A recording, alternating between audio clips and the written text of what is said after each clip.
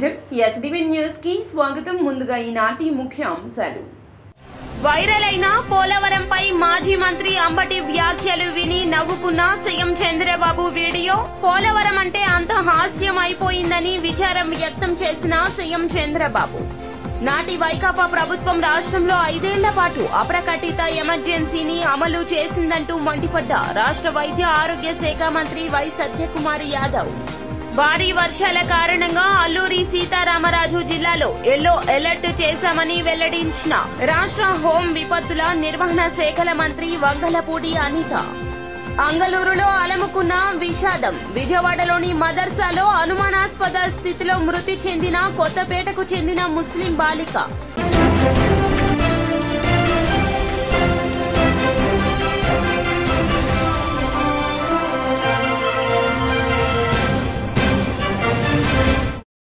ఇక డీటెయిల్స్ చూస్తే పోలవరం ప్రాజెక్టు విషయంలో మాజీ మంత్రి అంబటి వ్యాఖ్యలు విని ఏపీ సీఎం చంద్రబాబు నాయుడు నవ్వుకున్నారు. ఏపీ ముఖ్యమంత్రి చంద్రబాబు పోలవరం ప్రాజెక్టుపై శ్వేతపత్రం విడుదల చేశారు. ఈ సందర్భంగా ఆయన మీడియాకు పవర్ పాయింట్ ప్రెజెంటేషన్ ఇచ్చారు. గత ప్రభుత్వంలో నీటిపారుదల శాఖ మంత్రిగా పనిచేసిన అంబటి రాంబాబు పోలవరంపై చేసిన వ్యాఖ్యల వీడియోను కూడా మీడియా సమావేశంలో ప్రదర్శించారు. పోలవరంపై అంబటి వ్యాఖ్యలు చూసి సీఎం చంద్రబాబు పడి నవ్వుకున్నారు. పోలవరం ప్రాజెక్టు చాలా సంక్లిష్టమైన వ్యవహారం, అంత తేలిగ్గా అర్థం కాదు అని వెల్లడించారు. గట్టిగా చెప్తున్నానంటే నాకు అర్థం కాలేదు కాబట్టి నేను అనేక సార్లు విజిట్ చేసి స్టడీ చేసి అనేక మంది అడ్వైజర్తో మాట్లాడిన తర్వాత నేను నిర్ణయం తీసుకున్నా ఇది ఇప్పుడు పూర్తయ్యేది కాదు అని చెప్పిన మొదటి వ్యక్తిని నేను ఫిక్స్ చేయాలి. ప్రజలందరూ ఆలోచించాలి. అక్కడ చర్యలుంటే యాక్షన్లు కూడా తీసుకోవడం చాలా అవసరం. అదర్వైజ్ ఒక వ్యక్తి రాష్ట్రానికి ఇంత నష్టం చేయడం చాలా దుర్మార్గం. ఇది ట్యాక్స్ పేయర్స్ మనీ. ఎవరు ఖర్చు పెట్టినా మీరు నేను ట్యాక్స్ కడితే ఆ డబ్బులే ఖర్చు పెడతాం. ఇది బాధ్యతారాహిత్యం. మీరు చెప్పింది కరెక్ట్. అది చాలా దుర్మార్గం. ఒకటి టెక్నికల్గా వేర్ ఆర్ వీ, నేను మీకు చాలా స్పష్టంగా చెప్పాను. 33% డయాఫామ్ వాల్ డ్యామేజ్ అయింది 3-4 ప్లేసెస్లో. అవి కూడా రింగ్ బండేసి సరిపోతుందని చూపించారు నాకు, రింగ్ ఫెన్సింగ్ కింద. ఒక వర్షన్ ఆ 3-4 ప్లేస్లే కాదు, ఇంకా ఎక్కడ ఉండొచ్చో మేము డెఫినెట్గా చెప్పలేమంటున్నారు. దాని ఎస్టిమేషన్ మీకు చెప్పాను. అది అయిన తర్వాత రెండోది కాఫర్ డ్యాముల ద్వారా లీక్ అవుతుంది వాటర్, ఇంకా స్వీపేజ్ ఉంది. అది యాక్సెప్టబుల్ లెవెల్ కంటే స్వీపేజ్ ఎక్కువ ఉంటే అది రెక్టిఫై చేయకుండా ప్రాజెక్ట్ ముందుకు పోలేదు. సేఫ్టీ కానీ ఫ్యూచరిస్టిక్ ఇవన్నీ అది ఇంకా తేలలేదు. ఈ రెంటికే ఇప్పుడు కమిటీ యుఎస్ఏ నుంచి 2 ఎక్స్పర్ట్స్ వెళ్ళేశారు. ఇప్పుడు ఇక్కడుండే ఇంజనీర్లు కూడా రిస్క్ తీసుకోవాలంటే భయపడే పరిస్థితికి వచ్చారు. గత 5 ఏళ్లలో అప్రకటిత ఎమర్జెన్సీని వైసీపీ ప్రభుత్వం అమలు చేసిందంటూ మంత్రి వై సత్యకుమార్ యాదవ్ మండిపడ్డారు. ఎక్కడ చూసినా అధికార దుర్వినియోగం, అక్రమాలు, అన్యాయాలే. ప్రజలు 5 ఏళ్లు ఓపిక పట్టి ఒక్కసారిగా అరాచక ప్రభుత్వాన్ని గద్దెదించారన్నారు. విజయవాడ నగరంలో సిద్ధార్థ ఆడిటోరియంలో 1975 జూన్ 25 ఎమర్జెన్సీ కాలం నాటి యథార్థ సంఘటనలు అనే అంశంపై నిర్వహించిన అవగాహన సదస్సులో ఆయన మాట్లాడారు. ఎమర్జెన్సీ చీకటి రోజులకు కారణమైన కాంగ్రెస్ కు రాజ్యాంగం గురించి మాట్లాడే నైతిక హక్కే లేదంటూ వెల్లడించారు. ఇవాళ దేనికోసం ఈ కార్యక్రమం నిర్వహించుకుంటున్నామో, ఏ చీకటి రోజుల్ని గుర్తు చేసుకొని గతంలో జరిగిన తప్పుల్ని సరి చేసుకొని ఒక ఉజ్వల భవిష్యత్తు కోసం భారత్ పరుగులు తీస్తోందో, అది మీసా కిందనో ఇతర కారణాల వల్ల అరెస్ట్ అయిన సత్యాగ్రహులు ఇక్కడ ఉన్నారు. ఆంజనేయులు గారు ఉన్నారు, టీవీ సత్యనారాయణ గారు ఉన్నారు, పూర్ణచంద్ర శర్మ గారు ఉన్నారు, పువ్వాడ మాలకొండే గారు ఉన్నారు. వారందరికీ కూడా చేతులెత్తి నమస్కరిస్తూ ఇవాళ ఈ కార్యక్రమానికి ఇచ్చేసిన సోదర సోదరీమణులందరికీ కూడా ధన్యవాదాలు తెలియజేస్తూ నమస్కారాలు తెలియజేస్తున్నా. ఈ మధ్య మనం వింటూ ఉన్నాం, ముఖ్యంగా మొన్న పార్లమెంట్ ఎన్నికల సందర్భంగా కొన్ని రాజకీయ పార్టీలు ఒక ప్రచారం చేశాయి. ఉద్యోగం పేటరేగిపోయింది, దేశమంతా అల్లకల్లోలమే అత్తలాకుతలంగా మారిన తరంలో ప్రజలు విసిగి వేచారి. ముఖ్యంగా విద్యార్థి లోకం గుజరాత్లో ఆందోళన మొదలుపెట్టింది. ఆందోళన తీవ్ర స్థాయికి చేరితే అప్పటికే అక్కడ కాంగ్రెస్ ప్రభుత్వం ఉన్నప్పటికీ కూడా ఆర్టికల్ 356ను విధించి రాష్ట్రపతి పాలన శ్రీమతి ఇందిరాగాంధీ గుజరాత్లో, ఎందుకంటే ఈ ఆందోళన అణచివేయడం కోసం రాష్ట్రపతి పాలన విధించింది. అక్కడైతే గుజరాత్లో అయితే ఆంక్షలు విధించారు, రాష్ట్రపతి పాలన తెచ్చి విద్యార్థుల్ని అణచివేసే, సమాజాన్ని అణచివేసే ప్రయత్నాలు చేశారు. కానీ ఆ ఉద్యమం కాస్త ఇతర ఉత్తరాది రాష్ట్రాలకు, ముఖ్యంగా బీహార్ రాష్ట్రానికి పాకింది. అక్కడ విద్యార్థులు కూడా చైతన్యవంతం. భారీ వర్షాల నేపథ్యంలో అధికారులు అందరూ కూడా అప్రమత్తంగా ఉండాలంటూ హోంమంత్రి వంగలపూడి అనిత వెల్లడించారు. ఐఎండీ అంచనాల ప్రకారం సాధారణం కంటే అధిక వర్షపాతం నమోదయ్యే అవకాశం ఉంది. 2 రోజులుగా కురుస్తున్న భారీ వర్షాల నేపథ్యంలో అధికారులంతా అప్రమత్తంగా ఉండాలన్నారు. సమస్యలు ఏమైనా ఉంటే తమ దృష్టికి తీసుకురావాలని, సహాయక చర్యల కోసం ప్రత్యేక బృందాలను ఏర్పాటు చేయాలంటూ ఈ సందర్భంగా సూచించారు. ఈరోజు డిజాస్టర్ మేనేజ్మెంట్ ఆఫీస్లో ఏదైతే ద్రోణి వలన జరుగుతున్న ఈ కురుస్తున్న వర్షాల గురించి ఒకసారి రివ్యూ చేయడం జరిగింది. ఎస్పెషల్లీ అల్లూరు జిల్లాతో పాటు ఈస్ట్ వెస్ట్, అదేవిధంగా శ్రీకాకుళం, విజయనగరం అందరూ డిఆర్ఓస్, డిపిఎంస్తో కలిపి ఈరోజు ఆఫీస్లో కూర్చొని వీడియో కాన్ఫరెన్స్ పెట్టడం జరిగింది. ఎస్పెషల్లీ ఈరోజు అల్లూరు జిల్లా నుంచి కలెక్టర్ గారు కూడా అటెండ్ అవ్వడం జరిగింది. ఏదైతే అల్లూరు జిల్లాలోని దేవీపట్నం దగ్గర పైనుంచి వచ్చిన ఫ్లడ్స్ వల్ల గోదావరి ఇంచుమించుగా అంటే ఎల్లో రేంజ్ దాటి ఒకసారి వరదలు అనేవి వచ్చినాయని చెప్పి మాకు ఇన్ఫర్మేషన్ రావడం, ఆ చుట్టుపక్కల గ్రామాలు కూడా ముంపుకు గురయ్యే ప్రమాదం ఉంది. కాబట్టి ముందస్తు చర్యలు తీసుకోవడానికి అక్కడ ఉన్న ఆరోగ్య సిబ్బందికి కానీ, అదేవిధంగా స్కూల్ వాళ్ళకి కానీ, ఎడ్యుకేషన్ డిపార్ట్మెంట్ వాళ్ళకి కానీ, హెల్త్ డిపార్ట్మెంట్ వాళ్ళకి కానీ, రెవెన్యూ డిపార్ట్మెంట్, పోలీస్ డిపార్ట్మెంట్ వీళ్ళందరినీ కూడా అలర్ట్ చేయడానికి, అట్ ద సేమ్ టైం ఎక్కడ కూడా బ్రాడ్కాస్ట్ కూడా చాలా క్లియర్గా ఎప్పటికెప్పుడు మన డిజాస్టర్ మేనేజ్మెంట్ నుంచి ప్రజలందరికీ కూడా అందడం కూడా జరుగుతుంది.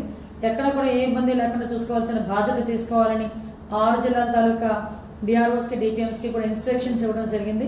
ఎక్కడైనా ఏదైనా ఇన్ఫర్మేషన్ వచ్చినా, ఎక్కడైనా ఏదైనా విపత్తు కలిగినా ఎస్పెషల్లీ వాళ్ళందరికీ కూడా ఒక టోల్ ఫ్రీ నెంబర్ కూడా శ్రీకాకుళం జిల్లా నుంచి, అల్లూరు జిల్లా నుంచి ఒక టోల్ ఫ్రీ నెంబర్ కూడా ఇవ్వడం జరిగింది. ఎవరికైనా ఏమైనా ఇబ్బంది కలిగినా, లేకపోతే వరదలు వచ్చి ఎవరైనా ఇబ్బందులకు గురైనా డెఫినెట్గా టోల్ ఫ్రీ నెంబర్కి కనుక కాంటాక్ట్ చేస్తే గవర్నమెంట్ దగ్గర నుంచి వచ్చే సహాయ సహకారాలు వాళ్ళందరికీ అందుతాయని మీ అందరికీ కూడా తెలియజేస్తుంది. అంగళూరులో భారీ విషాదం చోటు చేసుకుంది. అనుమానాస్పద స్థితిలో ఒక ముస్లిం బాలిక మృతి చెందింది. స్థానికుల సమాచారం మేరకు కొత్తపేటకు చెందిన షేక్ మాబూ సుబానీ దంపతులకు కుమారుడు, కుమార్తె ఉన్నారు. సుబానీ తాపీ మేస్త్రిగా పనిచేస్తూ కుటుంబాన్ని పోషిస్తున్నారు. కుమారుడు ఇంటర్ పూర్తి చేశాడు. కుమార్తె కరిష్మాను స్థానిక ప్రభుత్వ బాలికల హైస్కూల్లో 7వ తరగతి చదివిన తరువాత తల్లిదండ్రులు విజయవాడ అజిత్ సింగ్ నగర్ లోని మదర్సాలో చేర్చారు. ఉర్దూ, అరబిక్ భాషలు నేర్చుకోవడం కోసం ఇక్కడ చేర్చారు. 2 ఏళ్లుగా ఆమె అక్కడ వసతి పొందుతూ మతపరమైన విద్యా శిక్షణ పొందుతోంది. అప్పుడప్పుడు ఇంటికి వచ్చి స్థానికులతో కలివిడిగా ఉత్సాహంగా ఉండేది. మీ కుమార్తెకు ఆరోగ్యం బాగలేదు, రావాలంటూ శుక్రవారం ఉదయం మదర్సా నుండి సమాచారం రావడంతో తల్లిదండ్రులు వెళ్లగా అప్పటికే మృతి చెందినట్లు గుర్తించారు. మొన్న పండుగకు వచ్చి, రంజాన్ పండుగ వచ్చింది. వచ్చి 4 రోజులు ఉంది ఇంటి దగ్గర. 4 రోజులు ఉండి వెళ్ళిందండి. వెళ్ళి నెల అవ్వకుండా వెళ్తే నెల అవ్వక ముందు వచ్చారేంటి అని చెప్పారు చూడటానికి. మళ్ళీ ఫస్ట్ రోజు వెళ్తే ఫస్ట్ చూపించమంటే 30 తారీఖు రమ్మన్నారు. 30 తారీఖు రమ్మంటే ఫస్ట్ అది డబ్బులు ఇచ్చి పిల్లలు చూపించమంటే చూపించలేదు. అసలు ఎంత అడిగినా చూపించినా 30 తారీఖు రావాల్సిందే, నెలకు ఒక్కసారి చూడాల్సిందే అని చెప్పారు. వాళ్ళే ఏదో చేసి ఉంటారు మా పిల్లని. ఏం జరిగింది అనుకుంటున్నారు? ఏం చేశారో ఏం తెలుసు నాకు. మాటికి పొద్దున వచ్చి ఫుడ్ పాయిజన్ ఏంటో చెప్తున్నారు. మా పిల్లకి ఇంత జ్వరం కూడా రాలేదు. అసలు చాలా పుష్టిగా ఉండాల్సింది. అసలు ఎన్ని సంవత్సరాలు అమ్మాయికి? 15 సంవత్సరాలండి. ఎంతకాలం నుండి ఉంది అమ్మాయి అక్కడ? అక్కడ 2 సంవత్సరం పూర్తయిందండి. సంవత్సరం పూర్తయి 2వ నెల 3వ నెల అండి. అంతే. గతంలో ఎప్పుడు మాట్లాడారు అమ్మాయితో మీరు? ఎన్ని రోజుల క్రితం మాట్లాడారు? పండుగ వచ్చినాక తీసుకెళ్లి వదిలేము అంతే. ఇంకా మాట్లాడలా, నెల అయింది మాట్లాడి. ఇంకా మాట్లాడడానికి కూడా లేదు అవకాశం లేదు. నెలకు ఒక్కసారి అని చెప్తున్నారు మాట్లాడడానికి కూడా. మీరు చూడడానికి వెళ్ళలేదు అమ్మాయిని గతంలో? ఫస్ట్ నెల వెళ్ళేవాళ్ళం అండి. ఫస్ట్ అది ఇప్పుడు జాయిన్ అయినాక ఇంకా చూడలే అసలు పిల్లకి. మీకు ఏమైనా అనుమానం ఉందా? వాళ్ళ మీదే అనుమానం నాకు. ఏంటో చేసే ఉంటారు వాళ్ళు.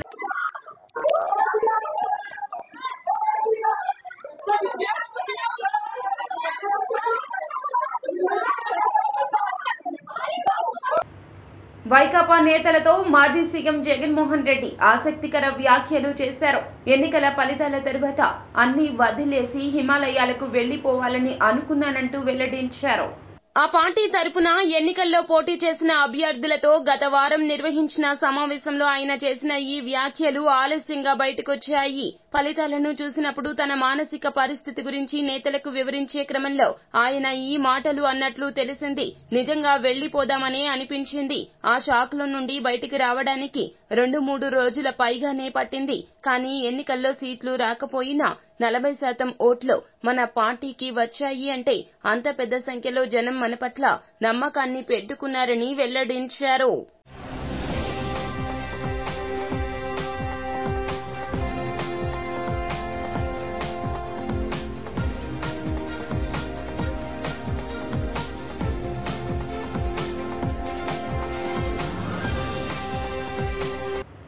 సీజనల్ వ్యాధుల నియంత్రణకు 50 కోట్లతో ప్రత్యేక డ్రైవ్ ను ఏర్పాటు చేస్తున్నట్లు మంత్రి పొంగూరు నారాయణ వెల్లడించారు. దాదాపు 50 కోట్ల అంచనా వ్యయంతో త్రాగునీటి సరఫరా, పైపుల లీకేజీ నియంత్రణకు, కాలువల్లో చెత్తా చెదారాన్ని తొలగించి పారిశుద్ధ్య పరిస్థితులను మెరుగుపరిచేందుకు ఈ డ్రైవ్ లో ప్రత్యేక చర్యలు చేపట్టనున్నట్లు తెలిపారు. రాష్ట్ర సచివాలయంలో రాష్ట్రంలోని 17 మున్సిపల్ కార్పొరేషన్ల కమిషనర్లతో మంత్రి సమావేశమై కార్పొరేషన్ల వారీగా ఆర్థిక స్థితిగతులను, పారిశుద్ధ్య పరిస్థితుల మెరుగుకు, సీజనల్ వ్యాధుల నియంత్రణకు తీసుకుంటున్న చర్యలపై సమీక్షించారు. మున్సిపల్ శాఖలో మొత్తం 123 మున్సిపాలిటీస్ ఉన్నాయి. అందులో 17 మున్సిపల్ కార్పొరేషన్స్, 24 నగర పంచాయతీలు, 72 మున్సిపాలిటీస్, మొత్తం 123.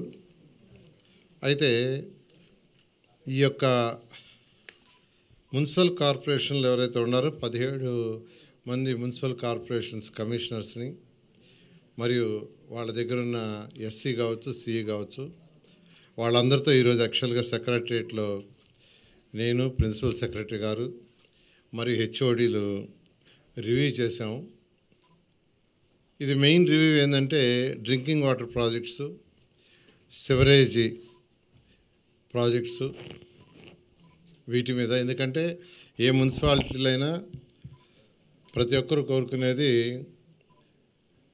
రోడ్లు ఉండాలని, డ్రింకింగ్ వాటర్ ఉండాలని, ఎలక్ట్రిసిటీ లైట్స్ ఉండాలని, బేసిక్ ఇవి కోరుకుంటారు, క్లీనినెస్. అయితే ప్రతి ఒక్కరికి మంచి వాటర్ ఇవ్వాలా, 24 గంటల వాటర్ ఇవ్వాలనే ఉద్దేశంతో 2014-19 దాకా ఆ రోజు ముఖ్యమంత్రిగా ఉన్న నారా చంద్రబాబు నాయుడు గారు ఆదేశించింది మున్సిపల్ శాఖకి. అంటే ఆ రోజు నేను మున్సిపల్ శాఖ మంత్రిని. 24 గంటలు ప్రతి ఇంటికి ట్యాప్ కొళాయి వచ్చేటట్టుగా, నీళ్లు ఉండేటట్టుగా చేయాలని దాంతో కొన్ని ప్రాజెక్టులు యాక్చువల్గా ఏషియన్ ఇన్ఫ్రాస్ట్రక్చర్ ఇన్వెస్ట్మెంట్ బ్యాంక్ ద్వారా 5,350 కోట్లు శాంక్షన్ చేయడం జరిగింది. విశాఖ స్టీల్ ప్లాంట్ ఆస్తుల అమ్మకాన్ని తీవ్రంగా ఖండిస్తున్నట్లు సిపిఐ రాష్ట్ర కార్యదర్శి కె రామకృష్ణ వెల్లడించారు. పలు ప్రాంతాల్లో విశాఖ ఉక్కు ఫ్యాక్టరీకి ఉన్న ఆస్తులను విడతల వారీగా తెగనమ్మేందుకు కేంద్ర ప్రభుత్వం పూనుకోవడాన్ని సిపిఐ రాష్ట్ర కార్యదర్శి కె రామకృష్ణ తీవ్రంగా ఖండించారు. ఈ మేరకు కె రామకృష్ణ ఒక ప్రకటన విడుదల చేశారు.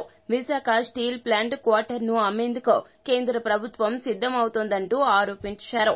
విశాఖపట్నంతో పాటుగా హైదరాబాద్, చెన్నై, రాయబారిలో ఉన్న విశాఖ ఉక్కు ఫ్యాక్టరీ ఆస్తులను కూడా విడతల వారీగా అమ్మేందుకు పూనుకుంటోందన్నారు. స్టీల్ ప్లాంట్ క్వార్టర్స్ ఏవైతే ఉన్నాయో వాటిని ఇవాళ అమ్మడానికి ప్రభుత్వం పూనుకుంటా ఉంది. అదేవిధంగా హైదరాబాద్లో, చెన్నైలో, రాయబరేలీలో ఏవైతే స్టీల్ ప్లాంట్ ప్రాపర్టీస్ ఉన్నాయో అన్నీ ఒకదాని తర్వాత ఒకటి తెగనమ్మడానికి పూనుకుంటా ఉంది. అన్నిటికంటే ముఖ్యంగా ఇవాళ ప్రభుత్వం మారిన తర్వాత కూడా ఎన్నికల తర్వాత కూడా ఏమైనా మార్పు వస్తుందంటే మార్పు ఏమాత్రం కూడా కనపడడం లేదు. గతంలో ఉన్న ముఖ్యమంత్రి ఏమో ఒకేసారి విశాఖ స్టీల్ ప్లాంట్ తీసేసి అక్కడ సెక్రటరియట్ కడితే బాగుంటుంది, రాజధాని నిర్మాణం చేసి బాగుంటుంది అన్నట్లు వార్తలు వస్తాయి. మరి చంద్రబాబు నాయుడు గారు గతంలో ప్రతిపక్షంలో ఉన్నప్పుడు విశాఖ స్టీల్ ప్లాంట్ కాపాడుతామని ఇవాళ అధికారంలోకి వచ్చారు. చంద్రబాబు నాయుడు గారిని వాళ్ళు చొరవ తీసుకొని నేరుగా ప్రధానమంత్రి నరేంద్ర మోడీ గారిని కలవాలి. ఎందుకంటే ఈ స్టీల్ ప్లాంట్ ఇష్యూ మన రాష్ట్రానికి సంబంధించిన ఇష్యూ, మన రాష్ట్ర ప్రజల యొక్క ఒక్క మాటలో చెప్పాలంటే సెంటిమెంట్ కూడా ఇందులో ఉంది. అమరావతి రాజధాని ఏ రకమైన సెంటిమెంట్ ఉందో విశాఖ స్టీల్ ప్లాంట్ కూడా అలాంటి సెంటిమెంట్ లేదు. కాబట్టి ఏమంటే దీనికోసం అక్కడ కూడా చేయాలి. మన బీజేపీ రాష్ట్ర అధ్యక్షుడు పురంధరేశ్వరి గారు స్టీల్ మినిస్టర్ కలిసామన్నారు. స్టీల్ మినిస్టర్ కాదు కలవాల్సింది, ప్రైమ్ మినిస్టర్ కలవాలని కోరుతాం. ఎందుకంటే ఇవాళ నిర్ణయం చేసేది ప్రైమ్ మినిస్టర్ అయితే స్టీల్ మినిస్టర్ ఏం చేస్తాడు? కుమారస్వామి గారు ఏం చేయలేదు. కాబట్టి ఏమంటే ఇవాళ క్లియర్ కట్గా దీన్ని కాపాడుకోవాలంటే దాన్ని శైలి అధ్వర్యంలో కలిపినా మంచిది, లేదంటే దానికి ఏవైతే మైనింగ్ ఉందో మైనింగ్ కట్టబెట్టి ఆ రకంగా దానికి చేస్తే ఖచ్చితంగా లాభాల బాటలో పయనిస్తుంది. పోలవరం ప్రాజెక్టు విషయంలో మాజీ మంత్రి అంబటి రాంబాబు స్పందించారు.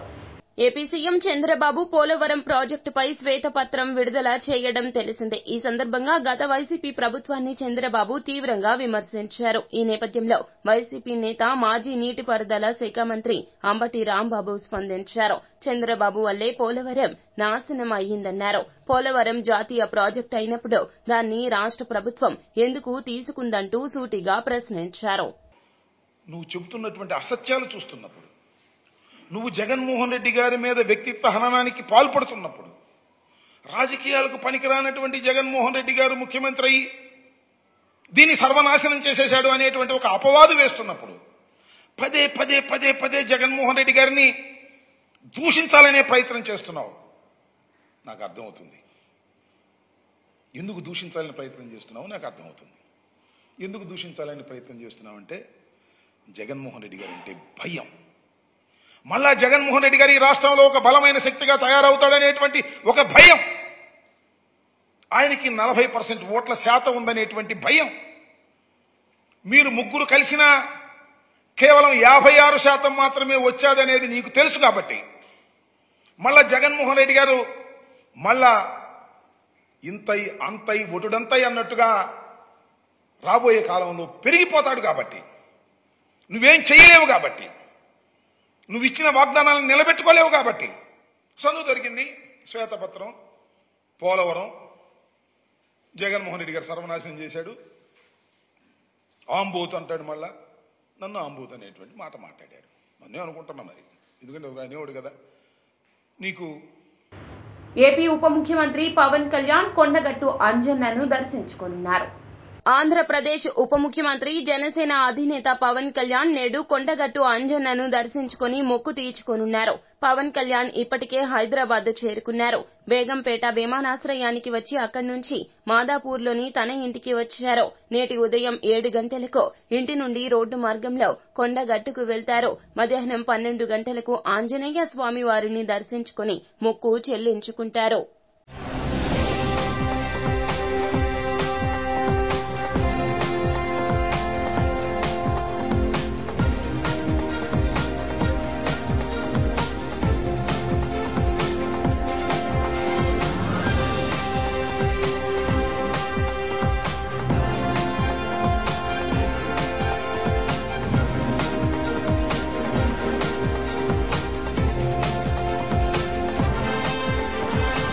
జగ్గయ్యపేటలో డయేరియా బాధితులను ఆదుకోవాలంటూ సిపిఎం రాష్ట్ర కార్యదర్శి వర్గ సభ్యులు సిహెచ్ బాబురావు రాష్ట్ర ప్రభుత్వాన్ని కోరారు. పార్టీ నాయకులతో కలిసి డయేరియా కారకాలపై ఆయన పరిశీలన జరిపారు. ఆసుపత్రిలో చికిత్స పొందుతున్న రోగులను పరామర్శించి వారి ఆరోగ్య పరిస్థితి అడిగి తెలుసుకున్నారు. ఆయన మాట్లాడుతూ మృతుల కుటుంబాలకు ఒక్కొక్కరికి 10 లక్షల చొప్పున ఎక్స్గ్రేషియా ఇవ్వాలంటూ డిమాండ్ చేశారు. నియోజకవర్గ వ్యాప్తంగా కృష్ణా జలాలను సురక్షితమైన త్రాగునీరుగా అందించే బృహత్ ప్రణాళికకు ఈ ప్రభుత్వం సిద్ధం కావాలంటూ సూచించారు. భారత communist party Marxist Andhra Pradesh committee తరఫున, అలాగే ఎన్టీఆర్ జిల్లా కమిటీ అతిసార బాధిత ప్రాంతాలలో బృందం పర్యటించాం. అటు జగ్గేపేట, వత్సవాయి మండలాల్లో పర్యటించి బాధితుల్ని పరామర్శించాం, సమాచారాన్ని తెలుసుకున్నాం. అదే రకంగా అధికారులతో కూడా చర్చించడం జరిగింది. దీని అంతటినీ పరిశీలించిన తర్వాత ఇటీవల సంవత్సరాల కాలంలో ఇంత తీవ్రమైనటువంటి అతిసార ఈ ప్రాంతంలో ఏ రోజు కూడా చూడరా. మా అంచనా ప్రకారం ఈ 2 మండలాల్లో సుమారుగా 300 మందికి పైగా వృద్ధుల మొదలుకొని చిన్నపిల్లల వరకు అతిసారకి గురయ్యారు. 150 మందికి పైగా వివిధ ఆసుపత్రుల్లో చికిత్స పొందారు. ఇదే కాకుండా ప్రైవేట్ ఆసుపత్రుల్లోనూ వాళ్ళ ఇళ్లల్లోనూ ట్రీట్మెంట్ పొందిన వాళ్ళు అనేక మంది ఉన్నారు. ఆ అధికారిత సమాచారం అది రికార్డ్స్లోకి నమోదు కాలేదు. ఇప్పుడు సుమారుగా 6 మరణించారు అతిసారతో.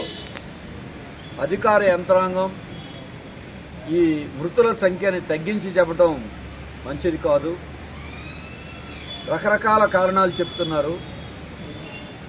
ఎప్పుడైతే అతిసార వాంతులు విరోచనాలు ఉన్నాయో ఇతర రకాలైనటువంటి రాజకీయాలకు ఇక స్వస్తి పలుకుతున్నట్లు సినీ నటుడు అలీ వెల్లడించారు. వైకాపానే కాదు, ఇకపై నేను ఏ రాజకీయ పార్టీ మనిషిని కాదు, ఏ పార్టీ మద్దతుదారుడిని కాదు, నా సినిమాలు నేను చేసుకుందామని అనుకుంటున్నా అంటూ తెలిపారు. ప్రతి 5 ఏళ్లకు ఒకసారి నేను సామాన్యుడిలా ఓటు వేసి వస్తాను అంతే, రాజకీయాలకు స్వస్తి, గుడ్ బై అంటూ ప్రకటించారు. ఆయన ఇటీవల వరకు కూడా వైకాపా ప్రభుత్వ సలహాదారుడిగా ఉన్న విషయం తెలిసిందే. మిత్రులారా,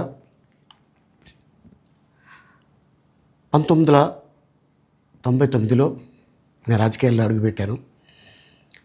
మా పెద్దాయన డాక్టర్ డి రామానాయుడు గారి కోసం. ఎందుకంటే నేను చైల్డ్ ఆర్టిస్ట్ తర్వాత నేను మళ్ళీ ఒక వయసు వచ్చిన తర్వాత నాకు అద్భుతమైన అవకాశం ఇచ్చి ప్రేమ ఖైదీ అనే సినిమాతోటి మళ్ళీ నా కెరీర్ స్టార్ట్ అయింది చైల్డ్ ఆర్టిస్ట్ తర్వాత. అలాగే వారు బాపట్ల నుంచి ఇలాగ నేను ఎంపీగా నుంచుంటున్నాను రా, నువ్వు రావాలి, నా క్యాన్వాస్ చేయాలి అనగానే తప్పకుండా గురుగారు, ఎందుకంటే మీ సినిమా తర్వాత నేను మళ్ళీ ఒక ఆర్టిస్ట్గా నేను ఎదిగాను, సో డెఫినెట్గా నేను వస్తాను అని చెప్పి వెళ్ళటం జరిగింది. అప్పుడు టీడీపీ హయాంలో దాదాపు ఒకే పార్టీలో 20 సంవత్సరాలు నేను ఉన్నాను. ఇండస్ట్రీ, నా తెలుగు ప్రజలు, ప్రేక్షక దేవుళ్ళు, నా నిర్మాతలు, నా డైరెక్టర్సు, నా హీరోలు, ఈ రోజున ఈ రేంజ్లో నేను వెదిగాను. 45 సంవత్సరాలు ఇండస్ట్రీలో ఉన్నాను. దాదాపు 1200 సినిమాలు పైచిలకు యాక్ట్ చేయడం జరిగింది. 6 భాషల్లో యాక్ట్ చేయడం జరిగింది. ఓకే, నేను దయాగుణం ఉంది, భగవంతుడు ఇచ్చాడు కాబట్టి నాకు రాజకీయం తోడైతే కొద్దిగా 10 మందికి నేను సహాయపడగలను అనే ఉద్దేశంతో రాజకీయాల్లోకి వచ్చాను తప్ప రాజకీయాలు చేయాలని రాజకీయాల్లోకి రాలేదు. ఇండస్ట్రీ నాకు ఇంత మంచి లైఫ్ ఇచ్చింది, నేనేం చేస్తే బాగుంటుంది అని నలుగురిని చూసి నేను ఒక ట్రస్ట్ పెట్టుకున్నాను మా నాన్నగారి పేరున. దాదాపు 16 సంవత్సరాలు అవుతుంది నేను ట్రస్ట్ పెట్టుకొని. ఈరోజు కూడా ఈవెన్ దో కోవిడ్లో కూడా ప్రతి నెల వాళ్ళకి 1000 రూపాయలు నేను సాయం చేసేవాడిని. కోవిడ్లో కూడా ఆపకుండా అలా కంటిన్యూగా సాయం చేస్తూనే ఉన్నాను. చాలామందిని నా కుటుంబంలో అవ్వచ్చు, బయట వాళ్ళు అవ్వచ్చు, చుట్టాల్లో అవ్వచ్చు, చాలామందికి చదివించాను నేను. అండ్ అలాగే మా తల్లిదండ్రులు నాకు ఇచ్చిన ఒక గుణం అది అందరితో పంచుకోవాలని చెప్పి ఉద్దేశంతో నేను ట్రస్ట్ కూడా పెట్టుకున్నాను. నా ఇన్కంలో దాదాపు 20% నేను ట్రస్ట్కి ఇవ్వటం జరుగుతుంది. గతంలో కూడా చెప్పా, ఫారిన్ కంట్రీస్లో ఏదైనా ఈవెంట్స్ చేస్తే దాంట్లో నుంచి 60% ట్రస్ట్కి వెళ్ళి 40% నేను తీసుకునేవాడిని. వ్యక్తిగతంగా ఎవరి మీద ఏ పార్టీలో ఉన్నా కూడా నేను నా పార్టీ గురించి నేను పొగుడుతాను, అక్కడ ఉన్న వ్యక్తి ఎమ్మెల్యే క్యాండిడేట్ గురించి నేను పొగుడుతాను, నా నాయకుడిని నేను పొగుడుతాను తప్ప ఎప్పుడు ఎవరిని కూడా ఒక మాట అంటాం కానీ వాళ్ళ లైఫ్ గురించి కానీ వాళ్ళ పర్సనల్ లైఫ్ గురించి కానీ ఎప్పుడు కూడా ఏ వేదిక మీద కూడా మీరు వెతికినా కూడా దొరకదు. అండ్ అలాగే సో నేను ఈ రోజున మీ ముందుకి రావడానికి కారణం ఏంటంటే నేను ఏ పార్టీ మనిషిని కాదు, ఏ పార్టీ సపోర్టర్ని కాదు. ఐఎమ్ జస్ట్ కామన్ మ్యాన్గానే ఉండి ఇక నా సినిమాలు, నా షూటింగ్లు నేను చేసుకుందామని చెప్పేసి అనుకుంటున్నాను. వార్తలు ముగించే ముందు ముఖ్య అంశాలు మరోసారి. వైరల్ అయిన పోలవరంపై మాజీ మంత్రి అంబటి వ్యాఖ్యలు విని నవ్వుకున్న సీఎం చంద్రబాబు వీడియో. పోలవరం అంటే అంత హాస్యం అయిపోయిందని విచారం వ్యక్తం చేసిన సీఎం చంద్రబాబు. నాటి వైకాపా ప్రభుత్వం రాష్ట్రంలో 5 ఏళ్ల పాటు అప్రకటిత ఎమర్జెన్సీని అమలు చేసిందంటూ మండిపడ్డ రాష్ట్ర వైద్య ఆరోగ్య శాఖ మంత్రి వై సత్యకుమార్ యాదవ్. భారీ వర్షాల కారణంగా అల్లూరి సీతారామరాజు జిల్లాలో ఎల్లో అలర్ట్ చేశామని వెల్లడించిన రాష్ట్ర హోం విపత్తుల నిర్వహణ శాఖల మంత్రి వంగలపూడి అనిత. అంగళూరులో అలముకున్న విషాదం. విజయవాడలోని మదర్సాలో అనుమానాస్పద స్థితిలో మృతి చెందిన కొత్తపేటకు చెందిన ముస్లిం బాలిక. ఎస్బీవీ న్యూస్ సమాప్తం. నమస్కారం.